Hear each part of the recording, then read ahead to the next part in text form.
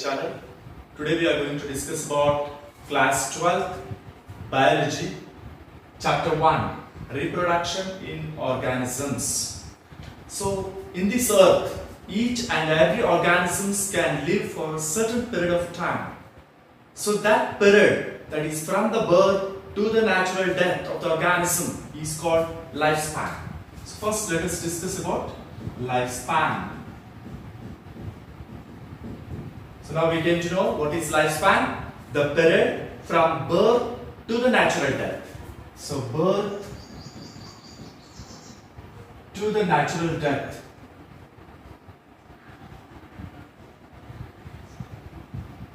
So the period from the birth to the natural death of the organism is called lifespan. So when you observe the lifespan of few of the organisms like birds, for example you take parrot as well as crow. So parrot can survive for 140 years. So the lifespan of parrot is 140 years. And if you take the crow, it is only 14 to 15 years. So the crow has 15 years, parrot has 140 years lifespan. Though the crow is bigger, larger in size, parrot is smaller, size doesn't matter. Here, different organisms have different lifespan. So we cannot say that lifespan always correlate with their sizes. So whatever be the size, whatever be the lifespan, every individual organism has to die.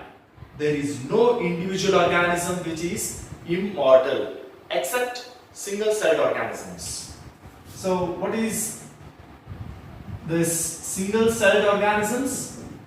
They are nothing but they are unicellular organisms which have a type of mode of reproduction where the cell divides and gives rise to other daughter cells. So because of this, so single-celled organisms, there is no death. And all other organisms except this, they have lifespan which they finally lead to death of the organisms. So always there should be some process in living organisms that ensure this continuity of organisms on this earth. So always you can see the organisms on this earth. What is that make that organisms to be on this earth? So we have reproduction as a process of living organisms which make these living organisms to survive on this earth generation to generation. So let us discuss what is reproduction.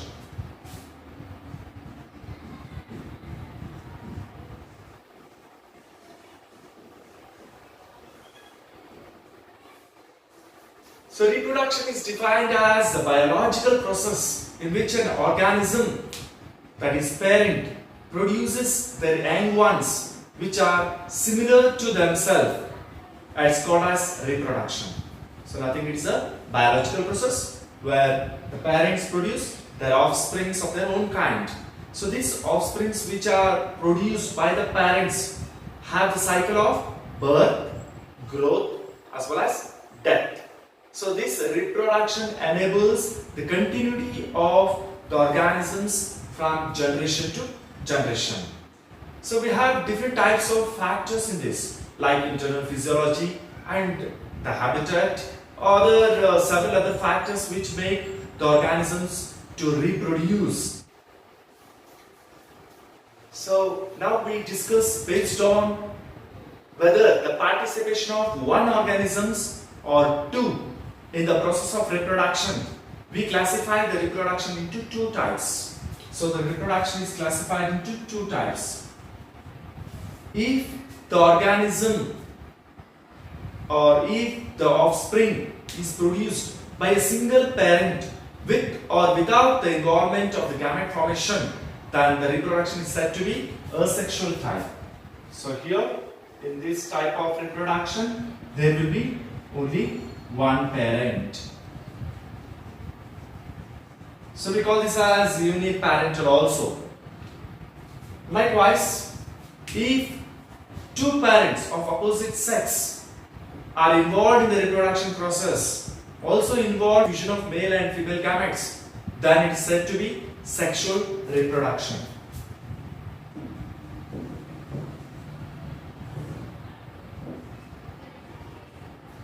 And this is two parents of opposite sex. So this is uniparental, this is biparental. So let us discuss in detail about asexual reproduction as well as sexual reproduction. So as we said that it is uniparental type. So in this method there is only one individual, single individual, that is parent, which is capable of producing offsprings. So here, as a result, the offsprings which are produced by asexual reproduction are not only identical to one another, but also they are the exact copies of their parents. So here we use the word clone. So what is clone? Clone is the term which is used to describe the offsprings which are morphologically and genetically similar individuals. Morphologically as well as genetically. Morphologically, genetically similar. So similar individuals are called clone. So clone is morphologically and genetically similar individuals. So now we'll take the examples of different organisms from lower to higher and understand what is asexual reproduction. See how this asexual reproduction is common among different organisms. So when you see this asexual reproduction, it's very common in single-celled organisms as well as in plants, animals with relatively very simple organization. So when we take in protists and monorans, the organism or the parent, the cell divides into two and then they give rise to new individuals. There will be always cell division as a mode of asexual reproduction. So when we come to the next examples called amoeba as well as paramecium. So when you take amoeba or paramecium, they are also unicellular organisms. So here the cell divides into two halves and each one rapidly grows into a new adult. So one cell will divide and grows into a new adult or new amoeba, or you can take new paramecium. So here bi refers for division of the organism into two, that is fission, breaking. So here in amoeba you can also see during unfavorable conditions there will be three-layered hard cyst formed around the amoeba. That process is called encystation. So in amoeba during unfavorable conditions there will be three-layered wall, thick wall formed around that amoeba. It's called encystation. When favorable conditions return, this amoeba inside it divides by a process called multiple fission. It breaks into small, or it produces small amoebae or pseudopodospores, and after that there will be breaking of the cyst and all the spores will be liberated, and that process is called sporulation. So this is in amoeba during unfavorable conditions. You can find encystation and there will be multiple fission and thus spores are formed, and finally as spores germinate into new amoebae, you can see there will be the amoeba process called encystation, multiple fission, sporulation. And now we come to other organisms, like you take yeast.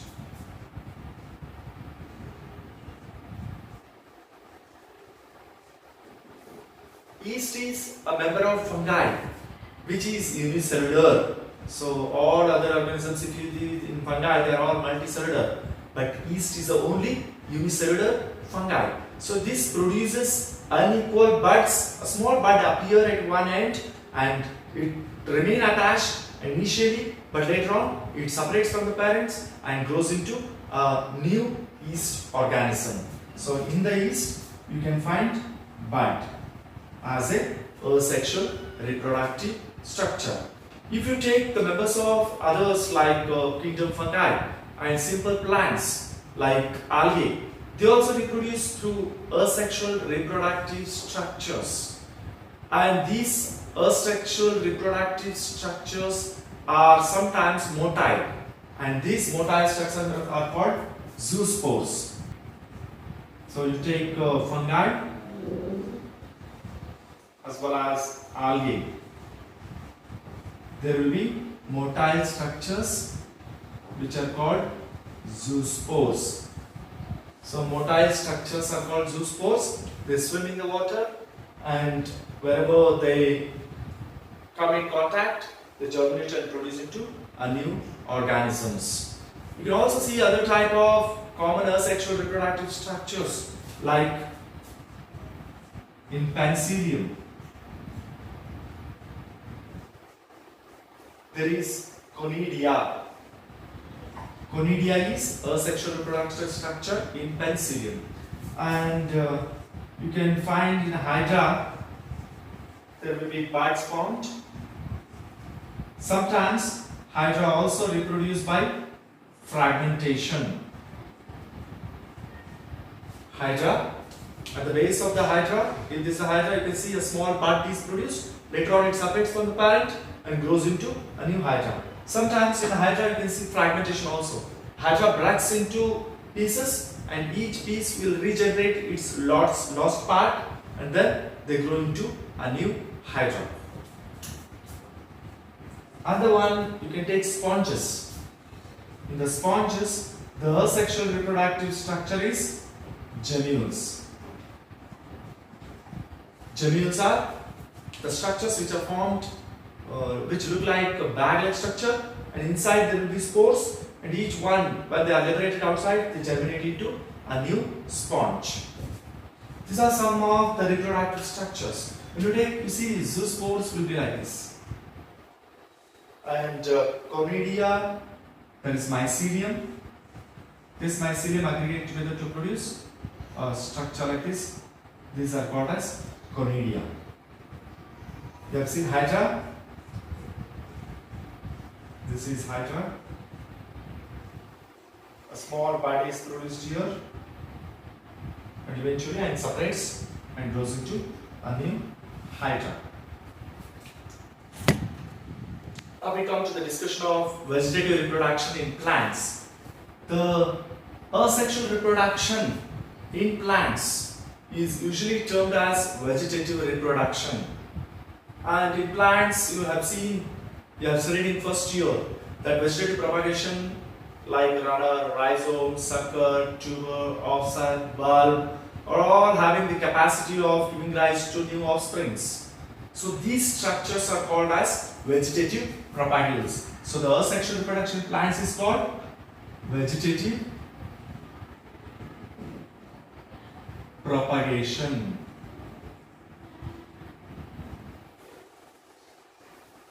And the parts of the plant body which give rise to their offsprings are called as vegetative propagules.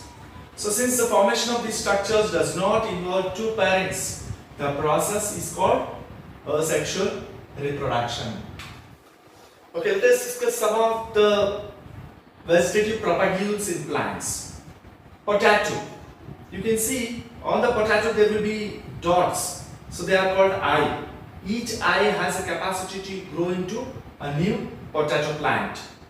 Then ginger or banana, the rhizome is the vegetative propagule. Agave, so bulbil is the vegetative propagule. And when we discuss bryophyllum, bryophyllum is a plant which has adventitious buds which are produced on the notches present at the margins. You can take like this. If this is a plant,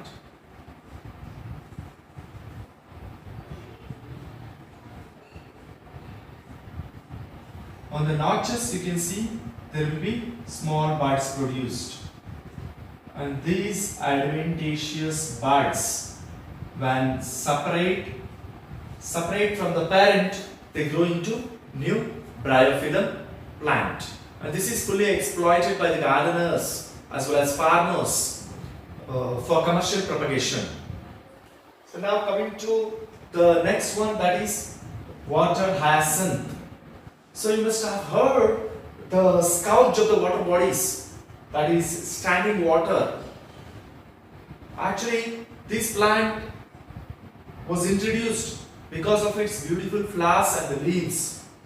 Water hyacinth is a plant which is called Eichhornia.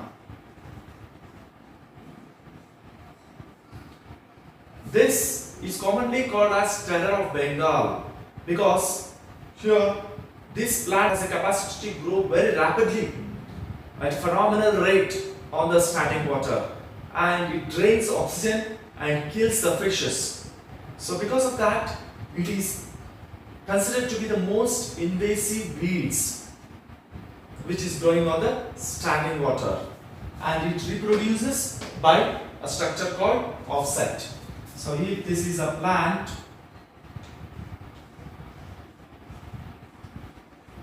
it produces like this a structure called offset, and then it produces another offspring here.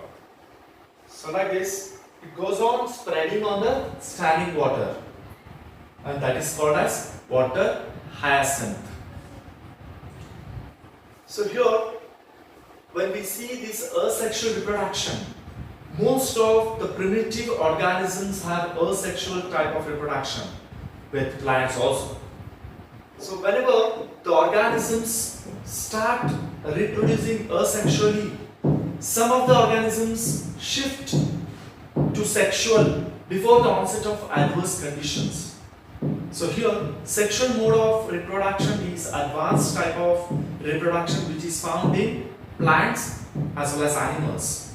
But you can find asexual and sexual in plants, but sexual is a mode of reproduction only in plants. So like this, we can discuss more about this one. If you have any questions, please post in the comment box. If you like our video, please share it and subscribe. Thank you.